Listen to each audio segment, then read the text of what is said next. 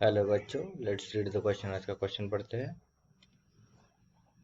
Which one of the following precedes reformation of nuclear envelope during M phase of the cell cycle. ठीक है, सो हमें इस question में पूछा है कि कौन सा जो स्टेज है या फिर कौन सा नीचे दिया गया स्टेटमेंट है उसमें एम फेज में जो है वो न्यूक्लियर एनवलप का जो फॉर्मेशन होता है वो होता है। सो देखिए, एस फेज में, सेल डिवीजन के एस फेज में न्यूक्लियर मेम्ब्रेन टूट जाता है, क्रोमोसोम की डबलिंग होती है। सो ये सब होने के बाद जब सेल डिवाइड होता है तो कौन से स्टेज में या फिर कौन सा जो नीचे स्टेटमेंट दिया है उसमें से हमें पूछा है कि इन्फॉर्म करता है हमें कि यहाँ पे न्यूक्लियर एनवलप जो है वो फिर से बन रहा है। सो देखिए, एम फेज, एम फेज में क्या है? एम फेज मतलब माइटोटिक फेज।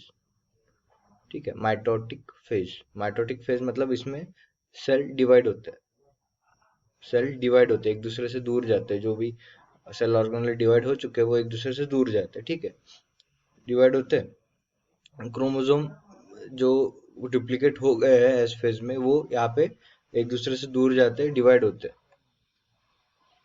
ठीक है, और न्यूक्लियस जो है वो अभी क्रोमोसोम को एनवेलप करने के लिए रेडी होता है।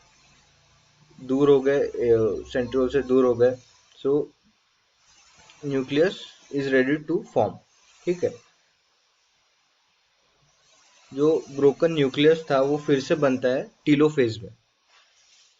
ठीक है, जो था वो फिर से बनता है टीलोफेज में। सो देखिए, इन टीलोफेज।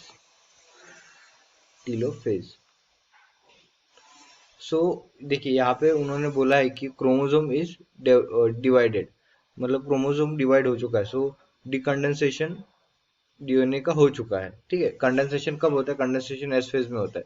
पर यहाँ पे क्रोमोसोम जो है वो डिवाइड हो गया है, और मतलब डिवाइड हो रहे हैं, डिवाइडेड हो गया। सो फिर से कंडेंस हो रहे हैं। क्या हो रहा है? वो डिकंडेंसेशन हो रहा है क्रोमोसोम का, डिकंडेंसेशन हो रहा है और न्यूक्लियस रेडी हो रहा है और फिर से तैयार होने के लिए। सो क्या हो रहा है? रीअसेंबली ऑफ न्यूक्लियर लैमिला भी हो रहा है। सो देखिए, इस क्वेश्चन का आंसर है decondensation of chromosome and reassembly of nuclear lamella. Option B उन्होंने दिया है transcription of chromosome. Transcription of chromosome ये होता ही नहीं है माइटोसिस में।